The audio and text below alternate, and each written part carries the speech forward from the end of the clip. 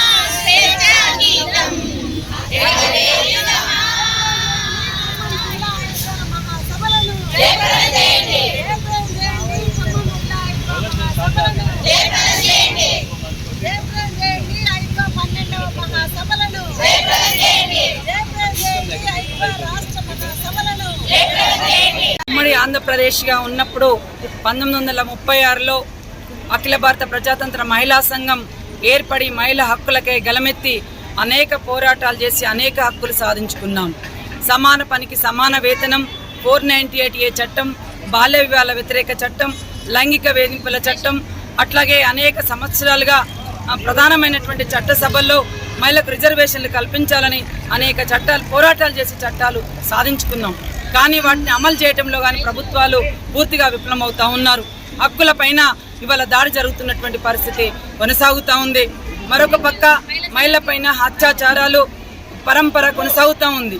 మహిళలు అనేక రంగాల్లో కుటుంబ పరంగా, సమాజ పరంగా అనేక సమస్యలు, అనేక ఒడిదుడుకులు ఎదుర్కొంటూ విద్యలో, వైద్యంలో కానీ, రాజకీయంగా కానీ, క్రీడల్లో కానీ, శాస్త్ర సాంకేతిక రంగాల్లో ముందుకెళ్తూ తనకంటూ ఒక మహిళలు తన కాళ్ళ మీద తను నిలబడుతూ ప్రపంచానికి చాటి చెప్తున్నటువంటి నేపథ్యంలో కూడా మహిళల పట్ల వివక్షత ఇంకా కొనసాగుతూ ఉంది. మహిళలు అంటే చిన్న చూపు, ఎంత చదువుకున్నా కానీ ఒదిగుండాలనే భావన ఈ సమాజంలో ఉంది. కాబట్టి మేము అఖిల భారత ప్రజాతంత్ర మహిళా సంఘం ఏం డిమాండ్ చేస్తూ ఉన్నామంటే అమ్మాయిలకు, మహిళలకు భద్రత కల్పించేటటువంటి కేంద్ర రాష్ట్ర ప్రభుత్వ విధానాలు తీసుకురావాలని డిమాండ్ చేస్తూ ఉన్నాం. మరోపక్క ఆహార భద్రత కల్పించాలి. నిత్యావసర వస్తువుల ధరలు విపరీతంగా పెరిగిపోయాయి. నిత్యావసర వస్తువుల ధరలు తగ్గించి పేద మధ్య తరగతి వర్గానికి అందుబాటులో ఉండే విధంగా ఆహార వస్తువులు ఉంచాల్సినటువంటి అవసరం ఉందని డిమాండ్ చేస్తూ ఉన్నాం. ఉపాధి హామీ చట్టాన్ని పట్టణ ప్రాంతాలకు విస్తరింపజేయాలి. పని దినాలు పెంచాలి. రోజు కూలి 600 వేతనం ఇచ్చే విధంగా ప్రభుత్వాలు విధి విధానాలు ఉండాల్సినటువంటి అవసరం ఉంది. అట్లాగే 33% రిజర్వేషన్ సంబంధించి చట్టాన్ని చేసేది కేంద్ర ప్రభుత్వం. మోడీ గారు దాని అమలు ఏమంటున్నారంటే తర్వాత అని మాట్లాడుతూ ఉన్నారు. జనగణన తర్వాత అట్లాగే నియోజకవర్గాల పునర్విభజన అంటున్నారు. అది కావాలంటే దాదాపు ఇంకా 10 సంవత్సరాలు ఎక్కువని పట్టొచ్చు. దాంతో మాకు సంబంధం లేదు. వెంటనే 33% రిజర్వేషన్స్ ప్రధానమైనటువంటి చట్టసభల్లో ఏదైతే చట్టం చేసిందో అది అమలు చేయాల్సినటువంటి అవసరం ఉంది. అమలు చేయకపోతే భవిష్యత్తులో ఐక్య పోరాటాలు చేయడానికి మేము ఈ మహాసభల్లో మేము రూపొందించుకుంటాం. ఎందుకంటే మహిళల పట్ల హింస బహుముఖాలుగా పెరిగిపోతుంది. బీజేపీ పాలిత రాష్ట్రాల్లో హత్రాస్ ఘటన కావచ్చు, ఉన్నావ ఘటన కావచ్చు, మహిళా రెజిస్టర్లపై లైంగిక వేధింపులు కావచ్చు, మన జరిగినటువంటి ట్రైనీ డాక్టర్ కలకత్తాలో ఆర్జికర్ కాలేజీలో ట్రైనీ డాక్టర్పై జరిగినటువంటి అత్యాచారాలు కావచ్చు, ఇవన్నీ జరుగుతూ ఉంటే మాత్రం కేంద్ర ప్రభుత్వం నిమ్మకు నీరెత్తినట్లుగా వ్యవహరిస్తూ ఉంది.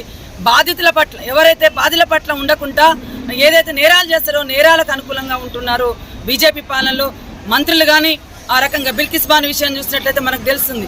బిల్కిస్ బాని అత్యాచారం చేసినటువంటి బిల్కిస్ బాను కేసు పెడితే 11 మంది మీద రేపిస్టుల మీద కేసు పెడితే శిక్ష పడితే వాళ్ళని సత్ప్రవర్తనని వదిలేసి సన్మానం చేశారు. ఎంత దుర్మార్గం ఇది.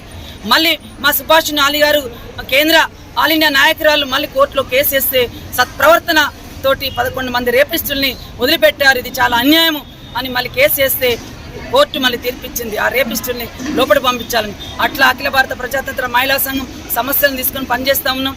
అందుకే హైదరాబాద్ మన అక్టోబర్ భద్రాచలం కొత్తగూడెం టౌన్లో అక్టోబర్ 21, 22, 23 తేదీల్లో మహాసభలు నిర్వహించుకుంటున్నాం.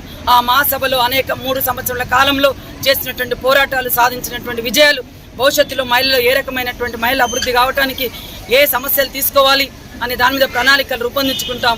ఎందుకంటే మహిళలకు ఇప్పుడే పని దొరకట్లేదు. చాలా గ్రామాలలో వ్యవసాయంలో యంత్రాలు పెరగటం వల్ల మహిళలకు పని దొరకట్లేదు. కాబట్టి గ్రామాన కుటీర పరిశ్రమలు ఏర్పాటు చేసి మహిళలకు ఉపాధి కల్పించే దిశలో ఈ ప్రభుత్వ విధి విధానాల్సిన అవసరం ఉందని మా కార్యాచరణ రూపొందించుకోబోతున్నాం.